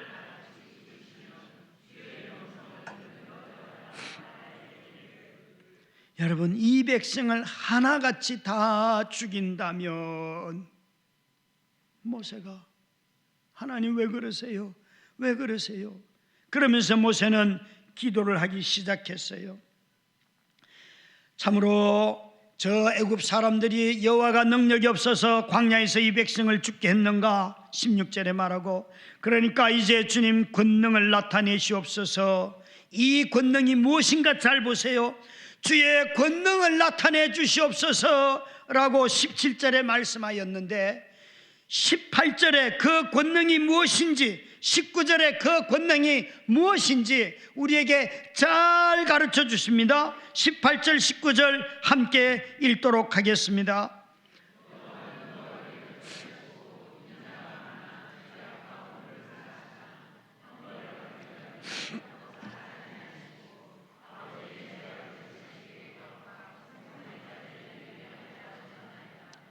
구하옵나니 주의 인자의 광대하심을 따라 이 백성의 죄악을 사하시되 애굽에서부터 지금까지 이 백성을 사하신 것 같이 사하시옵소서.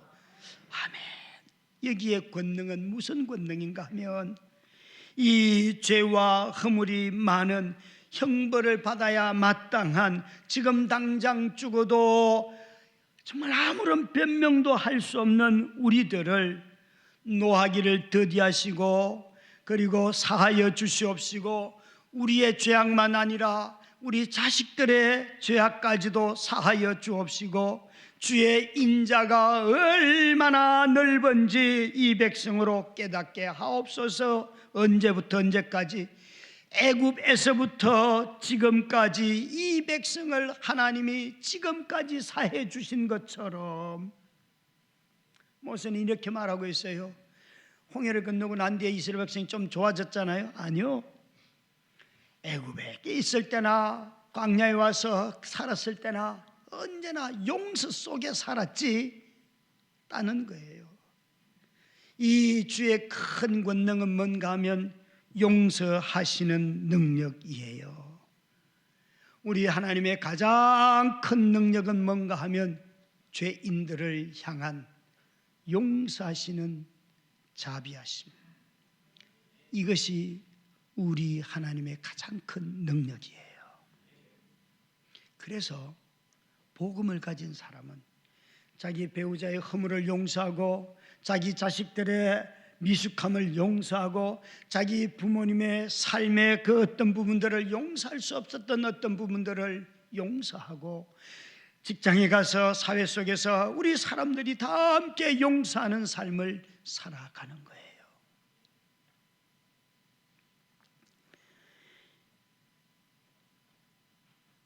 여호와의 큰 권능, 홍해를 건넌 것도 광야에서 물을 마신 것도 다 큰 능력이지요. 그런데 이스라엘은 광야라고 해서 물이 없어서 죽지 아니하였습니다.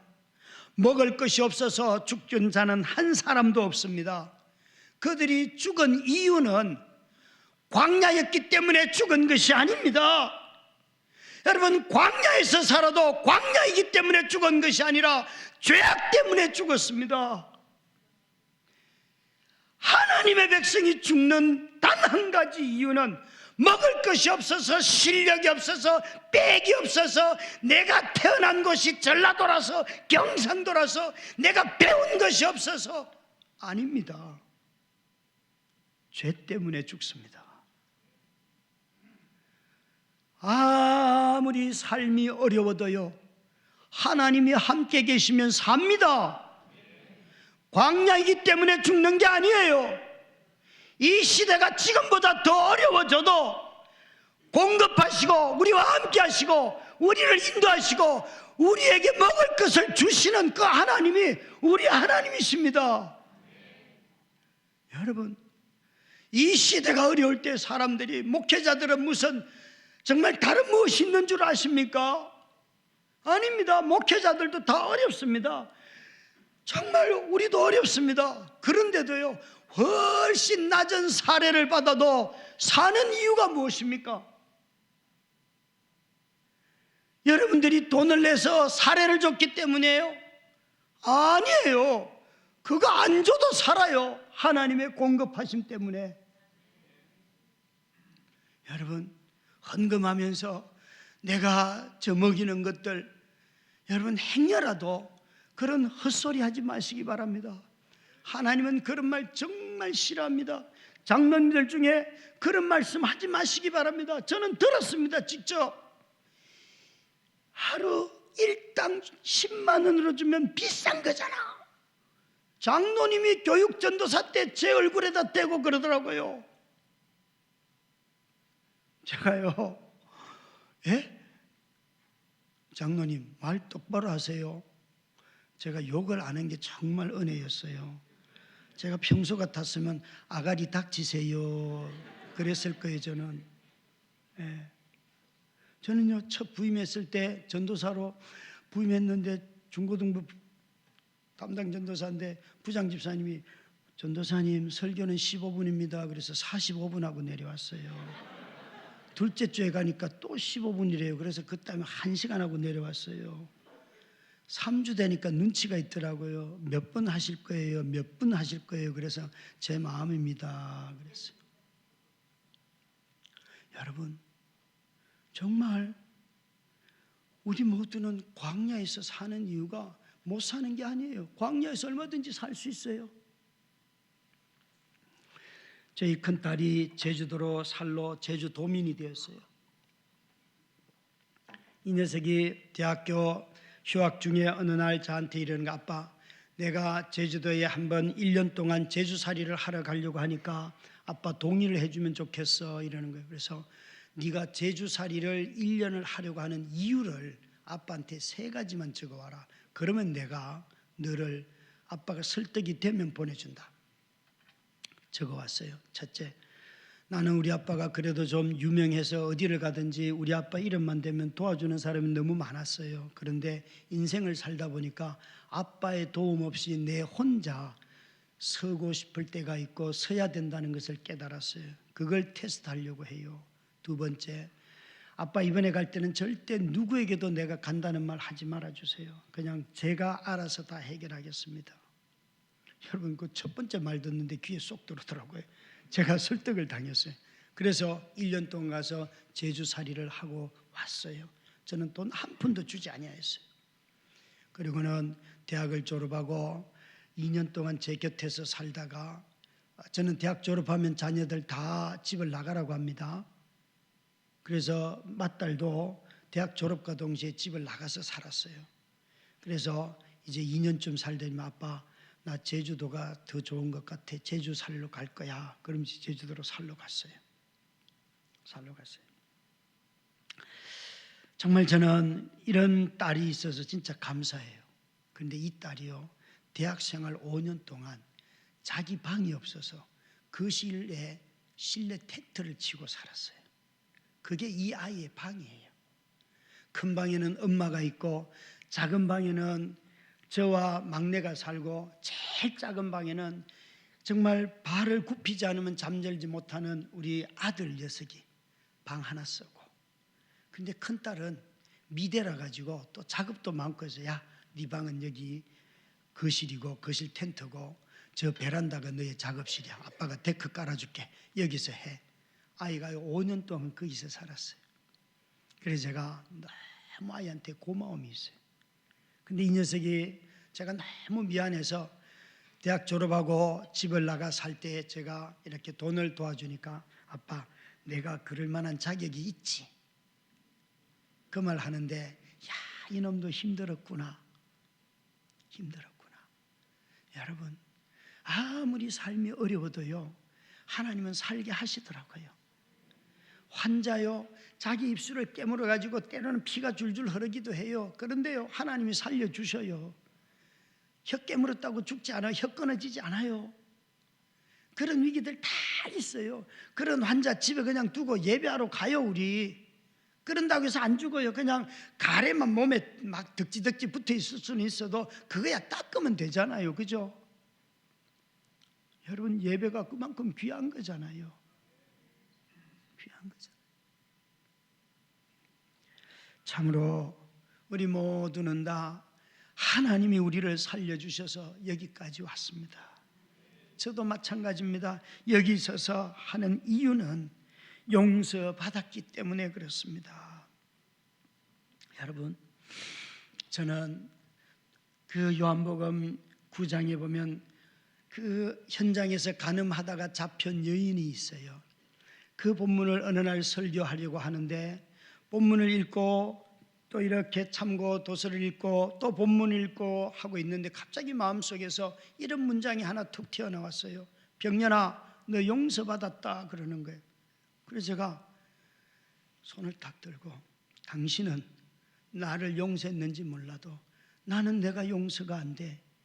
왜 그 밤에 내가 아내 다리에 전기 찜질기를 올려줬으며, 내가 왜 그 아내를 데리고 작정기도 한다고 교회 데리고 갔으며, 왜 내가 교회에서 작정기도 했으면 좀 누군가 일찍 보내줘서 불타고 있는 그 다리 화상이라도 보고 그거 구해줘야지, 새벽 4시가 되도록 3시가 되도록 아무도 보내주지 않아서, 왜 내가 그 수련회 강사로 간다고 약속하는 바람에 그 수련회 좀 더 잘 인도해 보려고 아내와 40일 작정기도 했던 날들 중에 33일째 되는 날 그 사고가 일어난 거예요. 저는요, 아내 다리를 잃고 나서는요, 하나님 마음대로 해요. 나도 마음대로 할 거예요.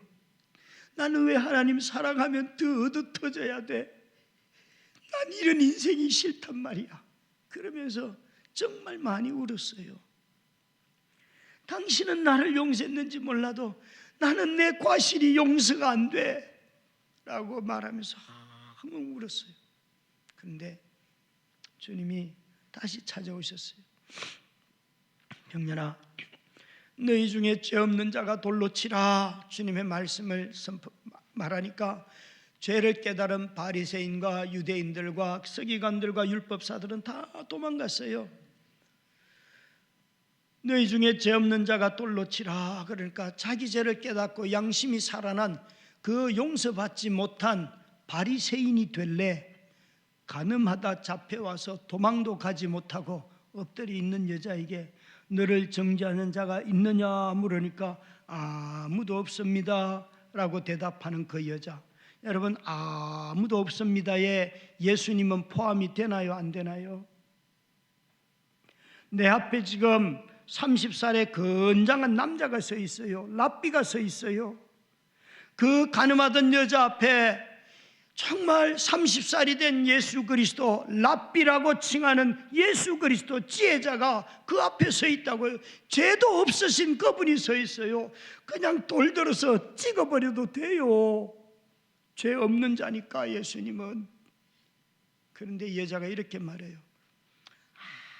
아무도 없습니다. 주님이 제게 말씀하셨어요. 병년아, 양심이 살아있어서 자기 죄를 깨닫고 도망간 용서받지 못한 저 인간들이 저 바리새인이 될래 도망가지도 못하고 엎드려서 용서받은 이 여자가 될래. 제가 그 밤에 이렇게 말했어요. 주님, 그거라면 내가 이 여자가 돼야지요. 주님, 그거라면 내가 이 여자가 돼야지요. 주님, 그거라면. 여러분은 양심이 있어서 옳고 그런 것보다도 그것이 항상 우선되지요. 그것보다 더 중요한 것이 있는데 주님이 용서하시는 긍휼이 더 큰 것입니다. 교회 안에 양심이 빠른 사람들만 있으면 정말 검찰들만 득실득실하게 검찰 같은 사람들만 득실거려서 교회가 언제나 싸움터가 되지만 그 양심보다도 용서의 긍휼을 아는 사람들이 많으면 교회는 교회다워져요. 여러분, 이 간음하다 잡힌 여인의 수치를 누가 다 거두어 가셨습니까?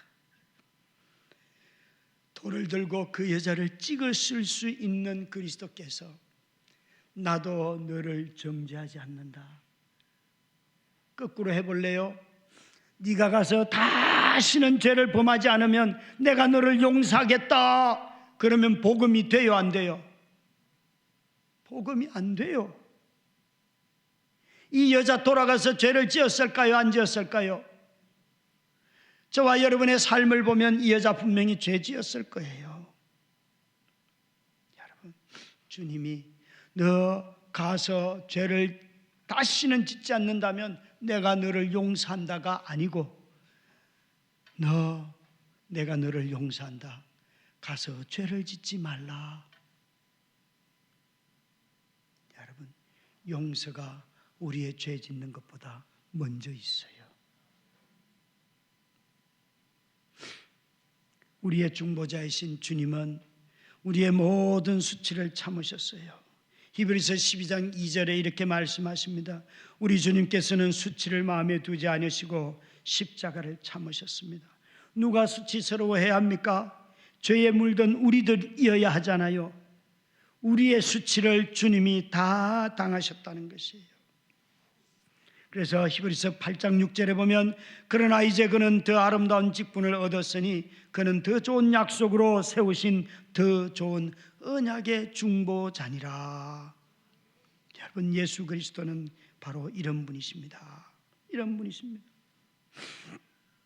교회가 괴물이 되지 아니하려고 하면 중보자 되신 그리스도에게로 돌아가야 합니다.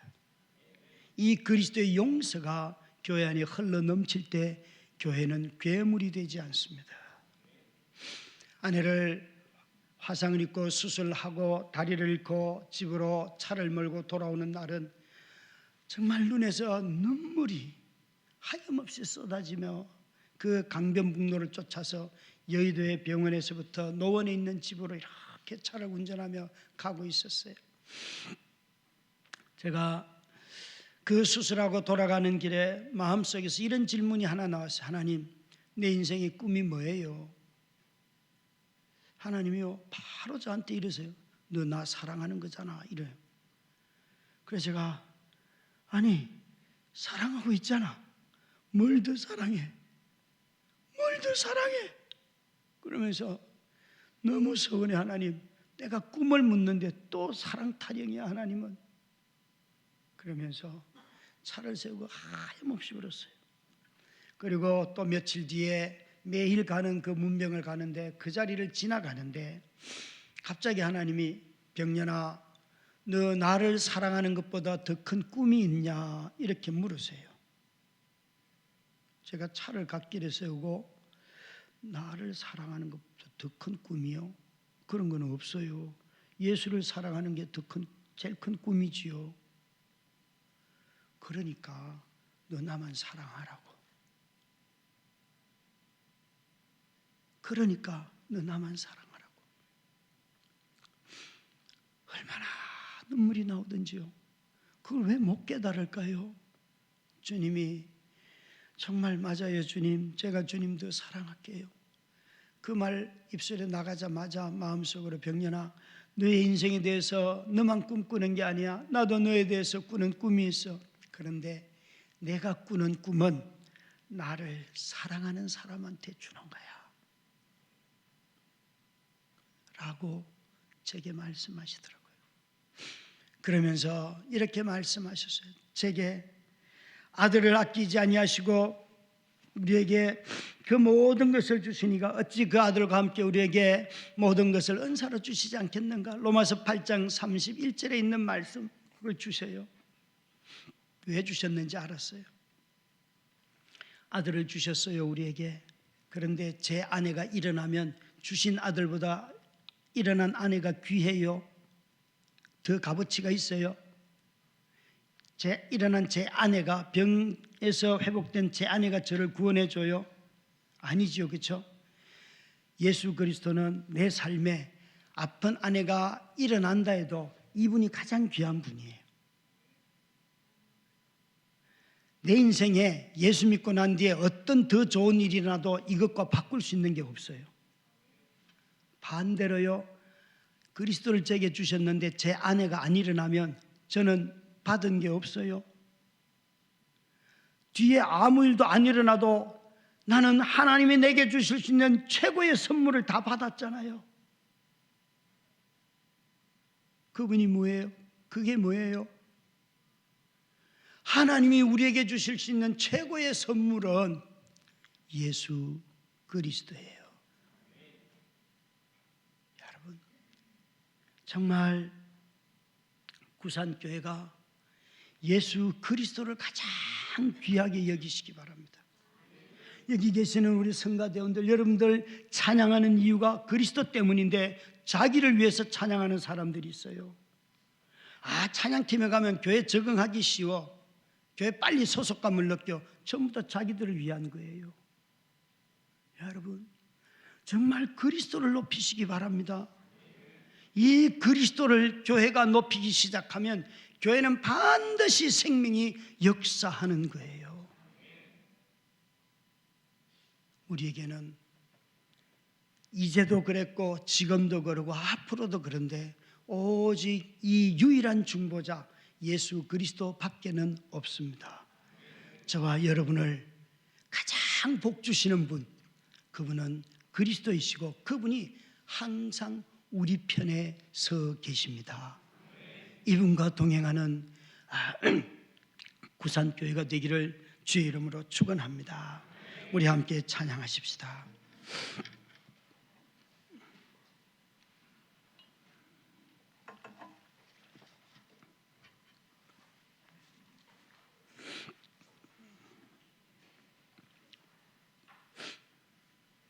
반주를 해주시면.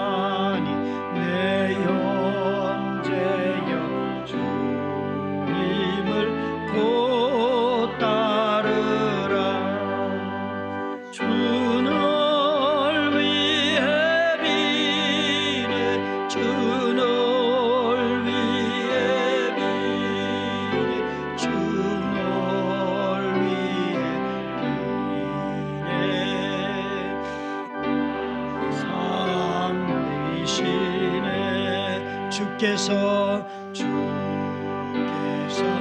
풍성한 은혜를 내려 영원히 나날이 복 받으니 그 예수 너희도 구주로 섬겨 곧 따르며 풍성한 복 받겠네. 주 널 위해 비네 주 널 위해 비네 주 널 위해 비네 항상 비시네 무거운 짐지고 애타는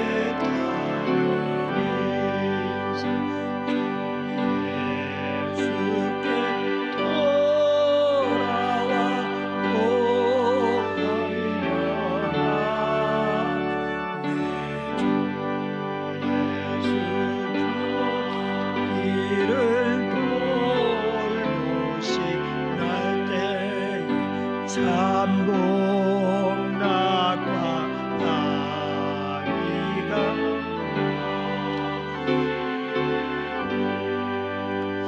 주 널 위해 비네 주 널 위해 비네 주 널 위해 비네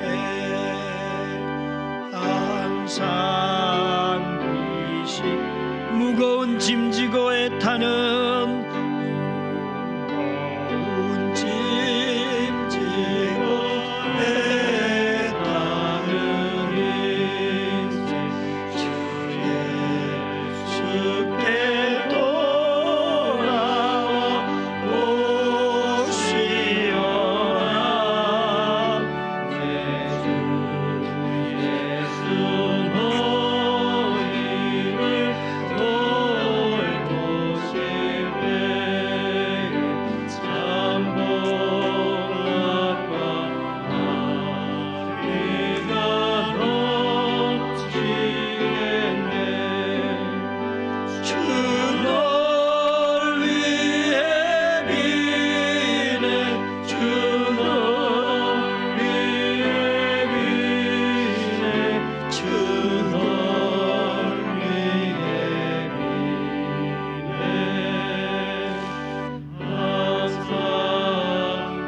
비시네 주 날 위해 비네 주 날 위해 비네 주 날 위해 비네 주 날 위해 비네 날 위해 비네 항상 비시네. 우리 이 시간 주여 한번 외치고 기도하십시다. 주님, 제게는 여전히 중보자이신 주님이 필요합니다. 주여, 주의 용서가 아니고서는 하루도 살 수가 없사오니 주의 용서를 다시 깨닫게 하옵소서. 주여 한번 외치고 기도합니다. 주여, 주 하나님 하나님의 은혜를 말씀 우리가 들어서 있습니다. 하나님 하나님 은혜 가운데 우리가 하나님을 서감으로 말미암아 예배 가운데 있습니다. 주의 용서하시는 주의 중보가 아닌 것은 지금도 기도하시는 그 은혜가 아닌 것은 오늘 이 자리에 살 수 없고 이 자리에 설 수 없고 이 자리에 엎드릴 수 없는 우리들이지만 하나님 아버지, 이것뿐만 아니라 내가 오늘도 살 수 없는 존재이지만 온 세상 천지 만물을 만드신 하나님께서 나를 사랑하셔서 나를 눈동자같이 지켜주시고 내 속에 죄악이 있음에도 불구하고 여전히 그 모든 죄의 짐을 지시며 주님이 나의 모든 수치를 담당하시고 주님이 하나님 앞에 엎드리셨기에 나는 살았습니다. 하나님이여, 하나님이여, 이 은혜와 이 자비를 다시 깨닫는 우리들이 되도록 도와주시옵소서. 주여 말씀하옵소서. 주여 듣게 하여 주시옵소서. 주님, 정말 죄악이 가까이 있는 우리의 인생이지만 그 모든 죄악 속에서도 우리에게 중보자가 되시며 우리의 구원자가 되시며 우리 곁에 서시며 우리를 사랑하시는 그 주님, 그 주님의 은혜를 다시 기억하는 우리가 되도록 도와주시옵소서. 아버지 하나님, 아버지 하나님, 주의 기도가 아니고서는 오늘도 살 수 없는 저희들입니다. 주여, 주여, 이 구산교회 위에 그 은혜를 부어주시옵소서. 이제는 주님, 하나님 편에 서서 늘 재판관 노릇하고 심판자 노릇하는 자들이 아니라 정말 병들고 기준이 어긋났고 죄인들 곁에 서서 내가 잘못한 것이 없을지라도 그들과 함께 수치의 짐을 지며 그들 곁에 서는 우리들이 다 되게 하여 주시옵소서. 주님,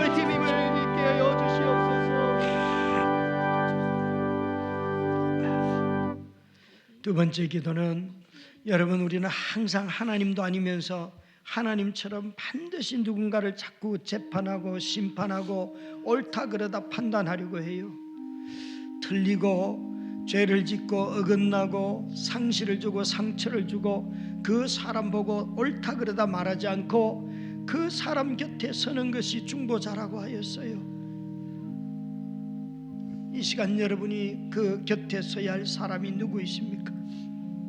그 사람을 놓고 이 시간 기도하십시다. 주님, 나로 그 사람 곁에 설 수 있도록 예수 그리스도의 사랑을 주시옵소서. 함께 기도하겠습니다. 아버지 하나님, 그렇습니다. 아버지 하나님,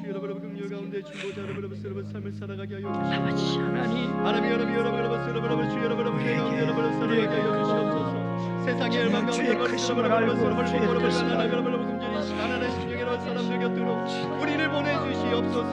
하나님 여러분 중보자 여러분 망가진 일을 얻었사오니 우리 또 하나님 여러분 중보자로서 세상 가운데 열망과 나아갈 수 있는 여러분 중보자 되게 하여 주시옵소서. 우리의 마음을 낮추게 하여 주시옵시고 하나님의 국민의 마음과 하나님 여러분의 자비의 마음을 가지고 세상 가운데 열망 가운데 나아갈 수 있는 하나님의 사람 되게 하여 주시옵소서. 주 하나님 세상 가운데 나아갈 수 있는 하나님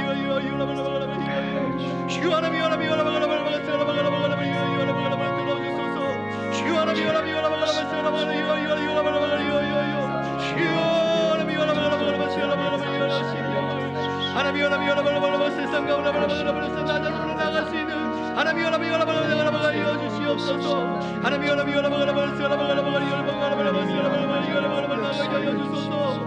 아버지 하나님 심정 가운데 신정을 하며 사람을 쏟아낼 수 있는 하나님 우리에게 하여 주시옵소서.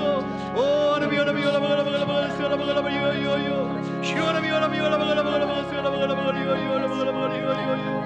하나님 긍휼히 여겨 주시옵소서.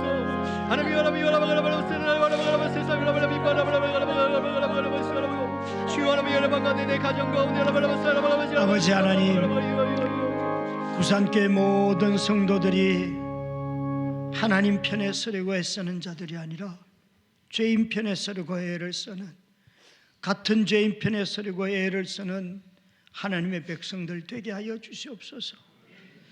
그래서 하나님을 변호하는 자들이 아니라 정말 죄인들을 변호하며 하나님 앞에 엎드릴 줄 아는 우리들이 다 되게 하여 주시옵소서. 예수님 이름으로 기도드립니다. 사랑합니다 나의 예수님, 사랑합니다 아주 많이요. 사랑합니다 나의 예수님, 사랑합니다 그것뿐이에요. 사랑한다더라, 사랑한다더라.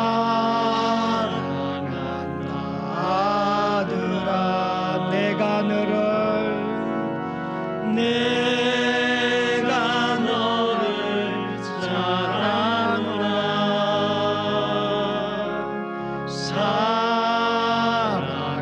내 딸아 내게 축복 더하노라 내게 축복 더하노라. 우리 이 시간 3일 동안 받은 은혜를 조용히 묵상하십시다. 더 이상 양질은 필요 없습니다. 어제 제목이었습니다. 오늘은 오직 우리는 중보자 그분이 필요합니다 라고 말하였습니다.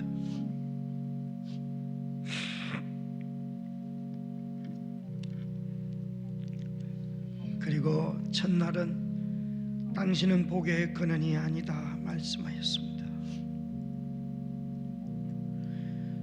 우리는 주는 자가 아니라 가난하고 병들고 헐벗고 굶주린 그 도움을 필요로 하는 사람들의 필요를 채울 때 그곳에 주님이 계신다는 것입니다.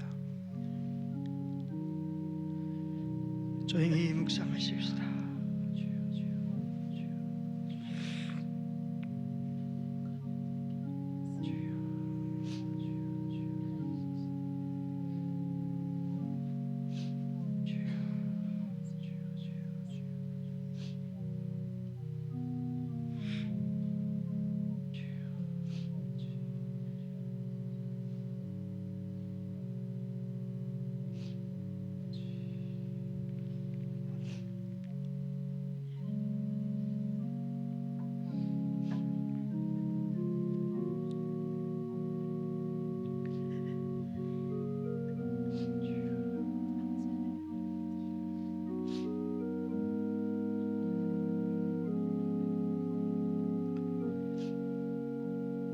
아버지 하나님, 3일 동안 믿음으로 60년을 일구어온 구산교회에 와서 말씀을 전하며 하나님이 우리를 얼마나 사랑하는지, 우리는 비록 연약하고 우리는 가진 것이 없고 우리는 늘 허물투성이 같아도 우리의 현재 모습을 기쁘게 받으시며 우리를 향하여 너에게서 나의 향기가 난다 말씀하시며 우리를 여전히 사랑한다 하시는 주님의 은혜를 인하여 감사드립니다. 구산교회가 60년의 시간 동안 하나님을 경험했듯이 앞으로도 매일 매순간 하나님을 경외하며 하나님을 사랑하며 하나님을 높이며 살게 하여 주시옵소서.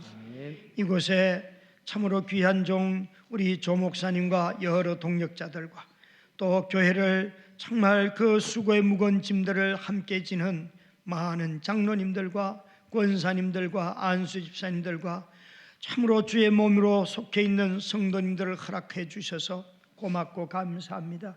이들이 새롭게 코로나 이후에 참으로 그리스도의 생명이 넘치게 하여 주시옵시고 이 생명을 위하여서 함께 기도하며 서로를 사랑할 수 있도록 도와주시옵소서.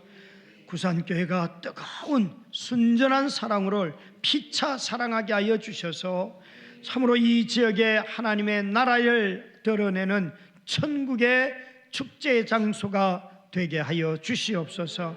아버지 하나님 고맙고 감사합니다. 이곳에 부족한 것, 모자라는 것, 또 도둑질하는 것, 여전히 악한 습관들, 비난하는 것, 많은 것들이 우리가 다 가지고 있어도 이제 날마다 주의 은혜와 용서하시는 그 긍휼을 쫓아서 우리 모두가 자신의 허물을 용서받고 은혜를 전하는 우리들이 다 되게 하여 주시옵소서. 우리의 삶이 복음을 전하는 통로가 되게 하시고 우리의 말과 행실이 예수 그리스도의 성품과 향기를 드러내게 하여 주시옵소서. 우리가 실수하고 여전히 죄를 범할 때에 용서를 구하며 화해를 구하는, 화해할 줄 아는 우리 모두가 되게 하여 주시옵소서. 이곳에 주의 몸된 교회를 세우신 우리 하나님을 찬양하오며 예수님 이름으로 간절히 기도드렸습니다. 아멘.